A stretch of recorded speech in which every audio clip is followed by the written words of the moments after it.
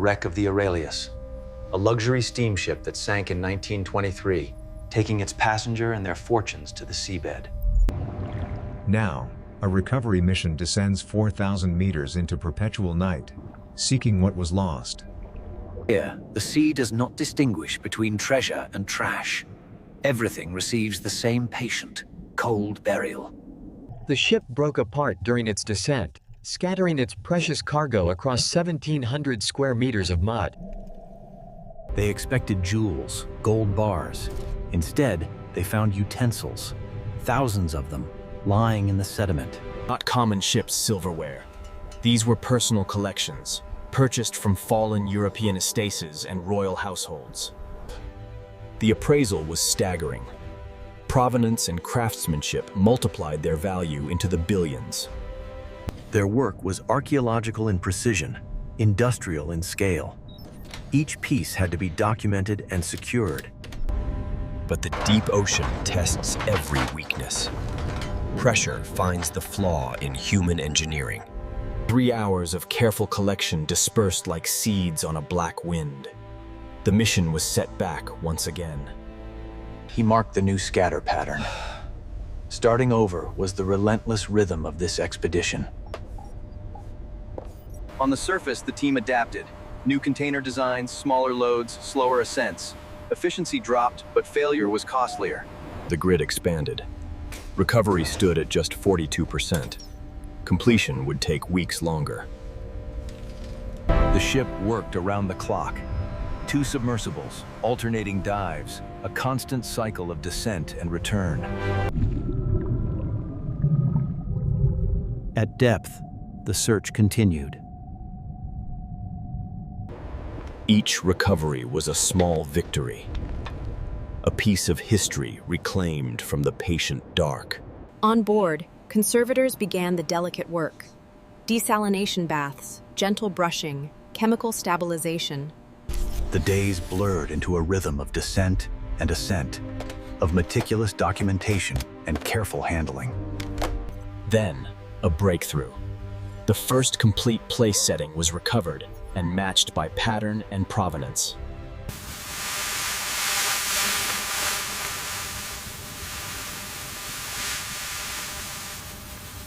Marcus wondered about the hands that last held this, the conversations it overheard, the lives it served. The collectors had packed them for a new life, for gatherings that would never happen. The sea had other plans. As recovery approached 90%, the sheer volume became oppressive, a sea of repeating patterns from a lost era of excess. But among the thousands, unique pieces shone. Gem-encrusted handles, etched blades. The final major lift. A custom cage carried the largest treasures, platters, tureens, centerpieces. It rose through the thermoclines, through the changing light, from eternal night into the sky. After 31 days, the recovery was 98% complete. An acceptable loss.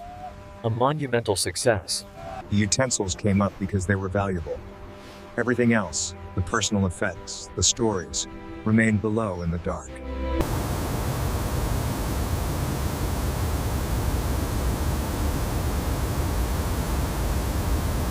It waited, patient and gleaming, reflecting light that finally reached it after 73 years of night. With the mission complete, the Meridian turned for home. 6 days from port, 6 days for final cataloging. The archaeologist worked tirelessly, linking each piece to its history. Each confirmed provenance multiplied the collection's worth. Conservation was a ritual of rebirth. Layer by layer, the seal's grip was loosened and craftsmanship emerged.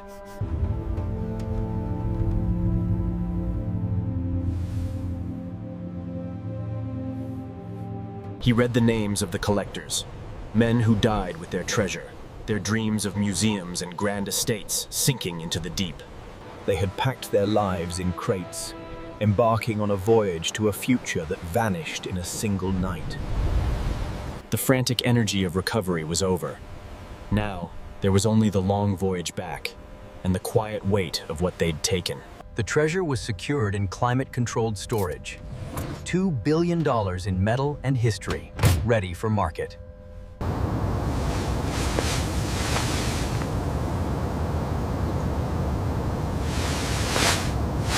The Meridian sailed on, putting distance between itself and the grave it had quietly emptied. The crew celebrated their bonuses, their success. Marcus felt a disconnect, a hollow space where triumph should be.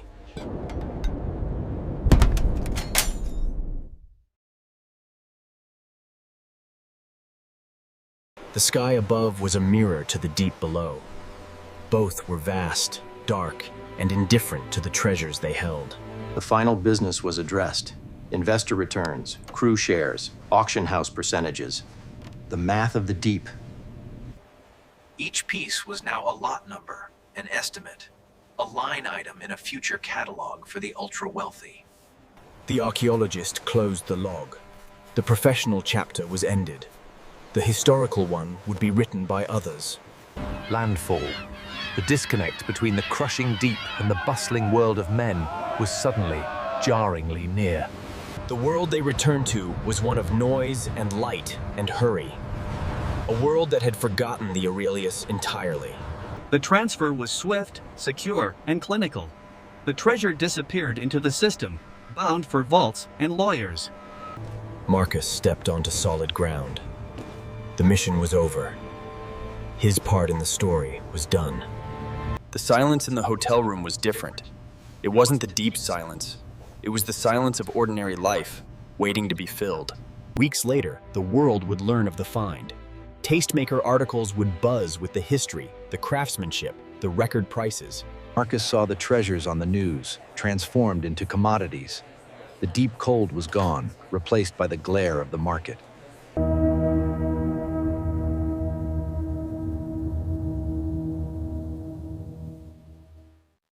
He sought out the deep in places built to contain it. But the view was safe, sanitized, missing the crushing truth of the abyss. Others went to private collections, to be used or displayed, their past a mere curiosity, a conversation piece over dinner.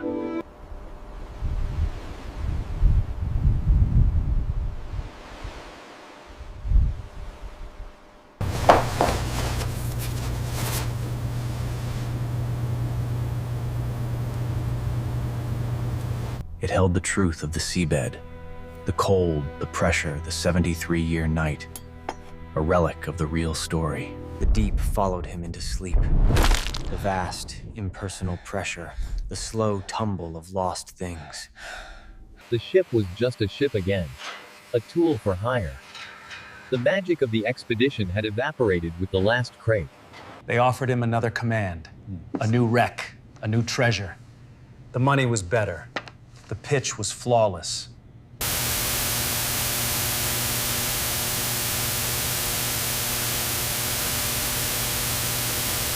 He said no. There was no grand reason he could articulate. Just a quiet, absolute knowing that he was done. He sought out the human stories. Not the inventories, but the obituaries. The fragments of lives cut short. Arthur Leclerc. He wanted his collection for a new museum in New York. A legacy of beauty for a city he would never see. In the museum, the display was pristine, but his eye was drawn to the fake silt. The archaeologist had moved on, her mind already on the next puzzle, the next historical mystery to unravel.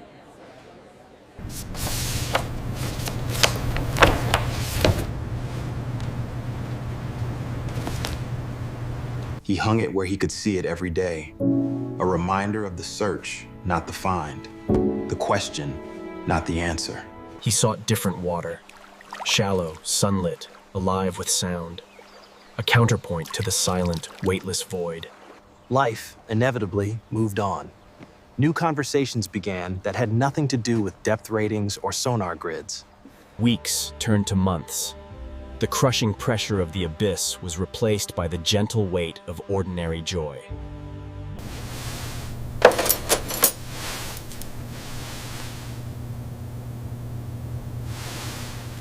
He told her about the dark. Not as an adventure, but as a place. A real place where beautiful things go to wait.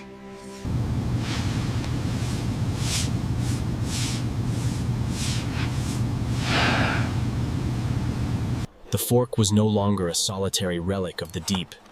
It was now a part of a new life, a new story being built.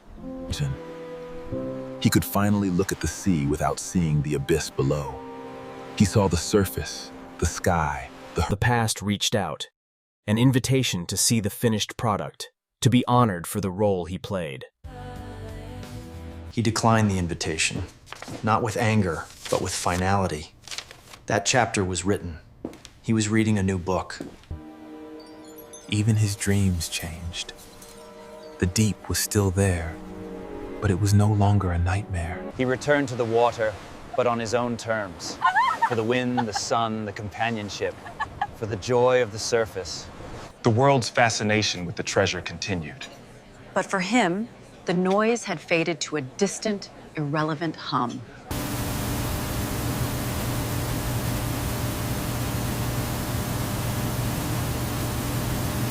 The deep had given up its treasure, and in return, it had given him something else, a deeper understanding of light.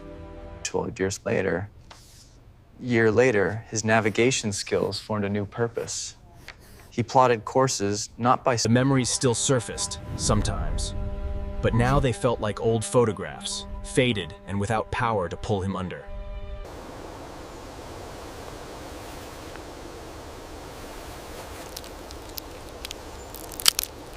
He sought to create, not just recover. To feel the forming of something from raw material, under his own hands. There was freedom in failure here. No investors, no timelines, just the mud and the trying. Their life was built on smaller, tangible things. Things made to be used, to be held, not locked away in vaults. The past arrived, not as a specter, but as a friend. A shared history that was now just a part of who they all were. The ceramics confirmed the Persian Gulf route was active much earlier. Fascinating. Did the Cairo students map the entire coastline? They certainly earned their credits on that dig. A piece of the plane, the real thing, not a photo. The last piece of the puzzle, given freely. His collection was complete. The deep, the earth, the river. A personal museum of where he had been. He learned to respect the sea's anger from a safe distance, to marvel at its surface power without needing to conquer its depths. And then, a new discovery, the most precious kind. One that grew not from the past, but from the future. In that moment, every depth he had ever measured became shallow. This was the true abyss, the true wonder. He prepared with a new kind of meticulous care, not for pressure or cold, but for softness, for warmth. He said a final, quiet goodbye to the ship. It was just a vessel. His vessel now was a home, a family.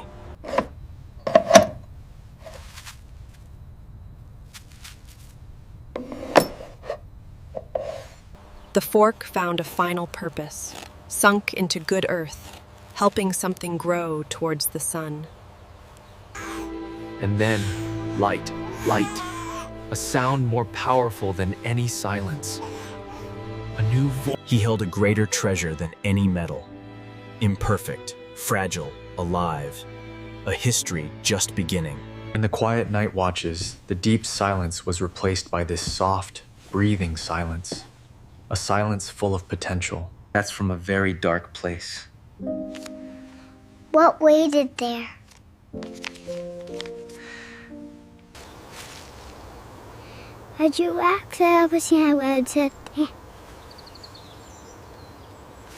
Yes, but now it helps our flowers grow. He gave her a better story, one of transformation, of how... The sea was no longer a place of taking. It was a backdrop for laughter, for running, for building sand.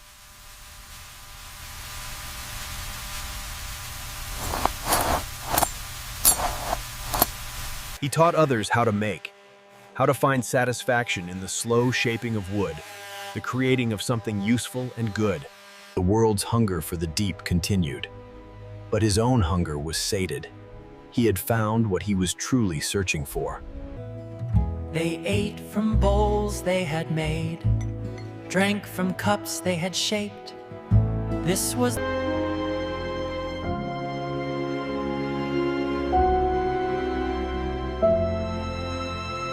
children are archaeologists of their own families. They dig through attics, uncovering relics of lives lived before them. Did you sail on this ship, Daddy? The past, carefully packed away, finds its way back into the light through simple, innocent questions. I did, for a little while. We looked for lost things in the sea. He gave her truth, but measured it for her age. In her mind, it became a game. A dark, exciting game of discovery. The grim... He saw the deep through her eyes. Not a crushing void, but a playground of mystery.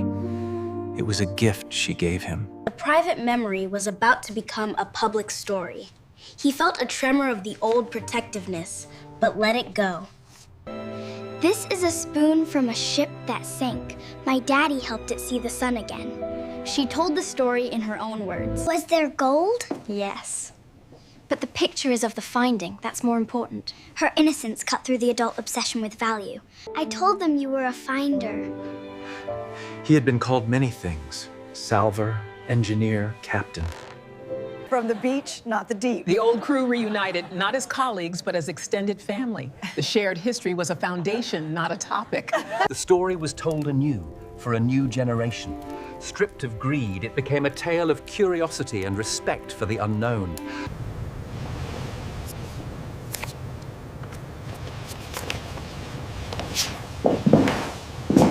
He looked, acknowledged the scholarship, the closure. Then he placed it on a high shelf. He didn't need to read it. The spark of discovery, passed from father to daughter, ignited her own curiosity about the natural world. He faced the deep again, but through the filter of her wonder.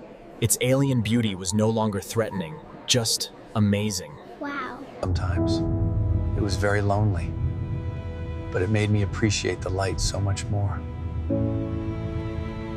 Her answer wasn't words. It was an act of grounding, of pulling him back from the memory of that loneliness. He shared the last physical pieces of that world, not as burdens, but as artifacts of a journey that led him to her.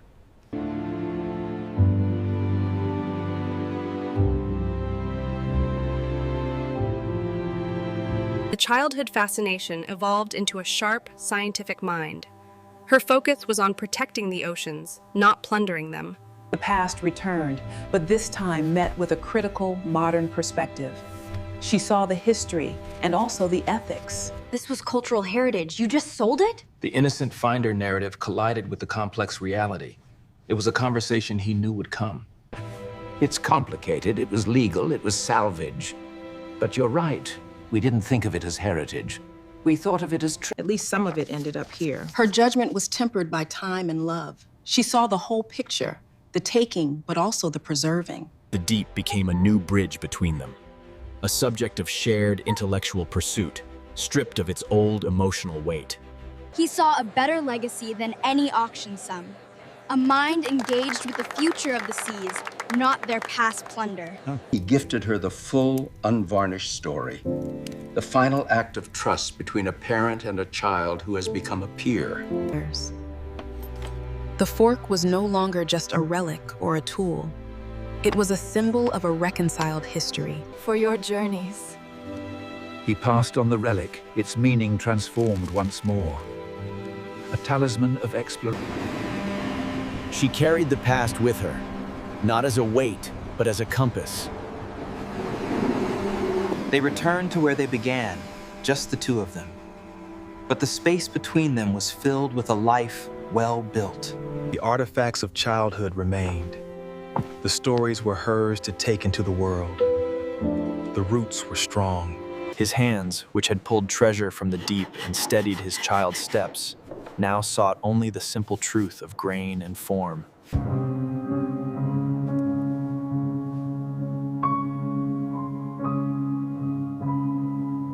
The circle widened.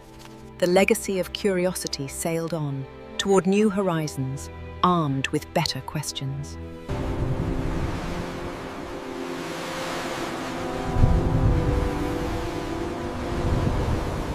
The past and present collided in the best way. The subject of the lecture became the proud father in the back row. Dad? Would you ever consider speaking to my class? Not as my dad, as someone who was there? She wanted to bridge the gap. I'm not an academic, Lily. I just did a job. The old identity, the just a salver feeling, resurfaced. He faced the new generation, armed only with memory. The pressure felt familiar, but the purpose was entirely new. He wasn't defending or accusing. He was witnessing. And in that act of simple description, he disarmed them all. How did you feel when it was all sold? Relieved. Relieved. And then empty. Would you do it again? It was the ultimate question. The answer was for her as much as for them. No, but I wouldn't change having done it. It led me here. He rejected the action but honored the journey. He validated their ethical critique while affirming his own path.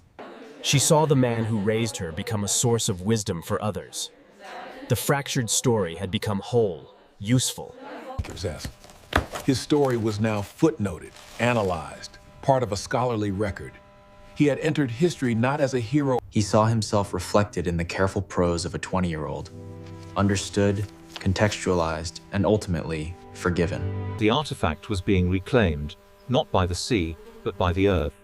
Its purpose was now to support beauty, unseen. They had reached the quiet shore of their lives. The turbulent waters of the past were a distant, softened roar. The legacy unfolded, not of treasure, but of stewardship, not of taking, but of asking better questions.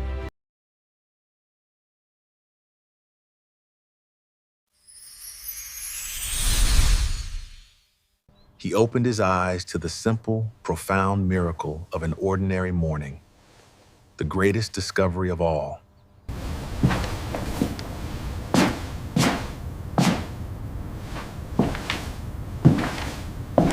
His hands, which had wrestled with the deep, now crafted vessels for future memories. The circle preparing to turn again. He prepared a legacy not of wealth, but of wisdom. A container for the mysteries his grandchildren would uncover. His horizon was finite, known, and deeply loved. The endless, demanding Her horizon was the unknown, the field of study, the realm of questions. The same light touched them both. One light, two journeys. And the sea, the eternal player in this human drama, remained, holding the wrecks. One last glint, not of gold, but of humble metal in humble earth. The stage was set for quiet evenings, for shared silence, for the gentle end of a day. And the world turned. The sea kept its secrets. And on the solid, precious land,